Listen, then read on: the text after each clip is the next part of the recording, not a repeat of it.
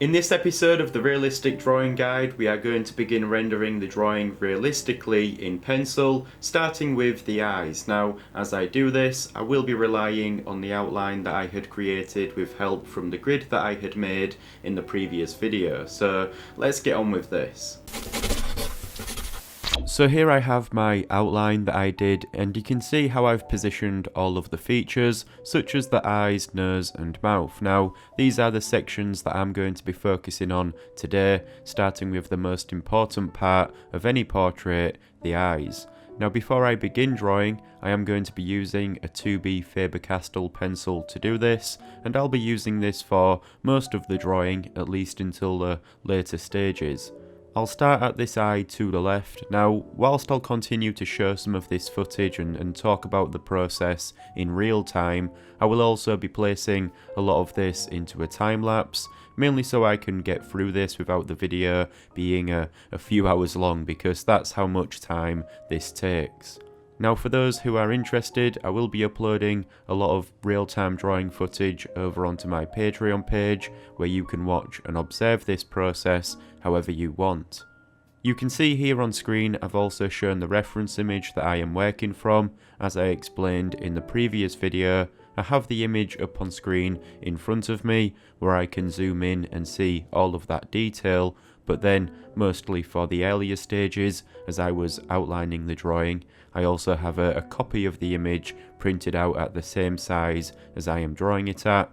Depending on the quality of your printer, it might not be too detailed, so that's why I also have the image up on screen in front of me as well. So first of all, if you are unfamiliar with my approach to creating realistic drawings like this, you might need to know that I typically jump right in and start rendering from one section onwards in detail. Here I began with the pupil, making sure to get that eyeball drawn out right, because that's always important. Again, if the eyes are slightly inaccurate, the portrait will look wrong, so I recommend starting with them and getting the hardest part out of the way right at the start. That way it gives you confidence to then move forwards and continue rendering other areas. Notice how I had drawn out each individual eyelash that I had seen in the reference image. To draw these hairs and delicate details like this, it's essential to keep your pencil sharp and to a point.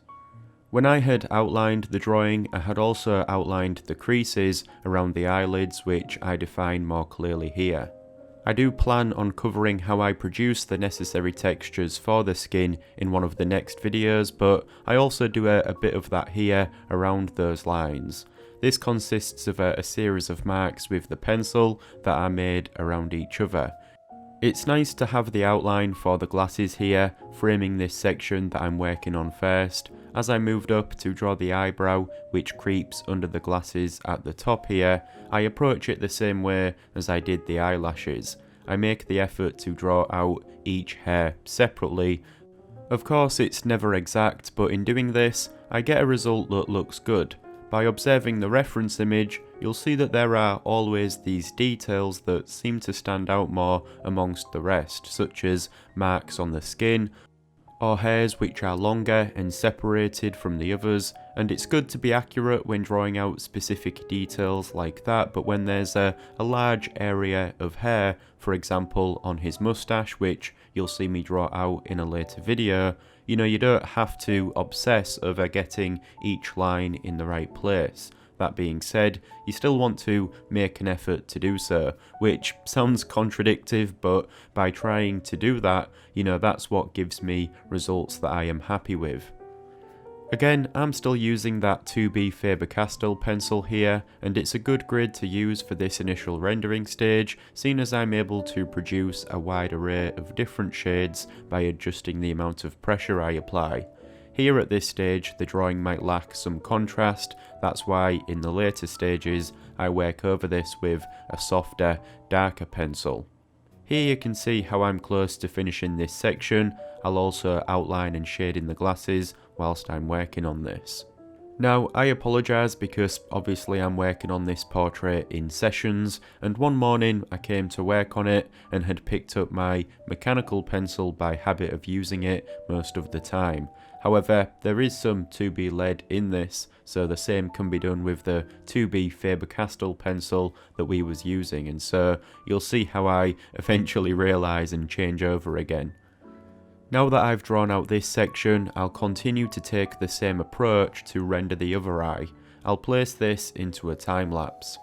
Again, to draw this eye, I start at the pupil, making sure to leave that white spot in the centre. Because the pupil needs to be dark, I apply a lot of pressure with the pencil here.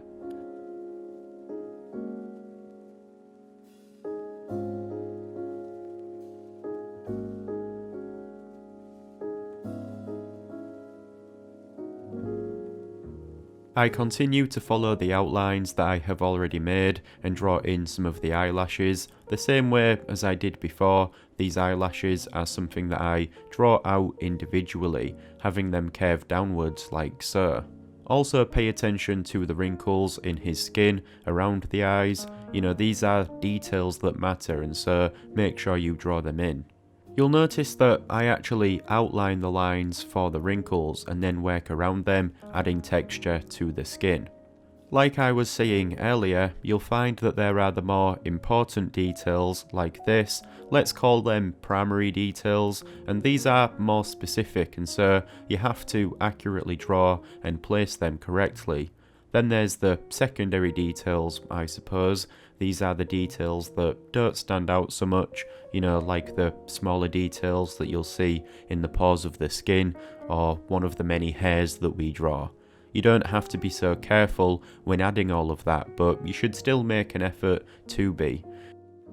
Anyways, here I am done drawing this eye, and now I've moved above the glasses to finish drawing in the eyebrows. This is a good example of what I was just talking about. You'll see that there are a few of these eyebrow hairs that stand out more than others, and it's these ones that you want to be more mindful of when you draw. Then there's the rest of the hairs around them clustered together. Although do pay attention to the direction of these hairs, or should I say the direction of your lines that you add when drawing these. That is something that matters, and there's all of these hairs heading in different directions here. I'll keep below that grid line there, seeing as I'll be rendering a lot of this section in the next part. Now I've moved over to the next eyebrow, and again I repeat the same process. If you haven't realised by now, I approach most of this the same way, which, to put it simply, involves looking at the reference image and doing my best to draw what I see. Obviously, to do that though, it requires you to create a lot of textures and details, and so you could say that this is more about technique and how you go about doing that.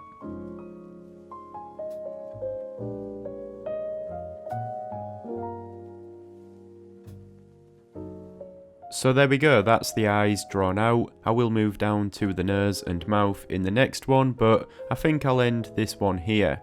Remember, I have posted a lot of the real-time drawing footage on my Patreon page for you to study yourself. So that's the eyes drawn out now, which I'm happy about because for me, the eyes always seem to be the most important part of a drawing like this, so it's good to get that out of the way. And in the next video, we'll be drawing in the mouth and the nose, looking at how to draw realistic facial hair as well, because there is that moustache that we have to draw. But with that being said, I hope you enjoyed this one and found it helpful. If you did, then please give the video a like, and I will see you in the next one. If you enjoyed the content I create, then do consider becoming a patron on Patreon. You will gain access to exclusive tutorials, study documents, process papers, real-time drawing footage and more. Plus, you will also be supporting me in a more personal way. Other than that, thank you for watching this video, and I'll see you soon.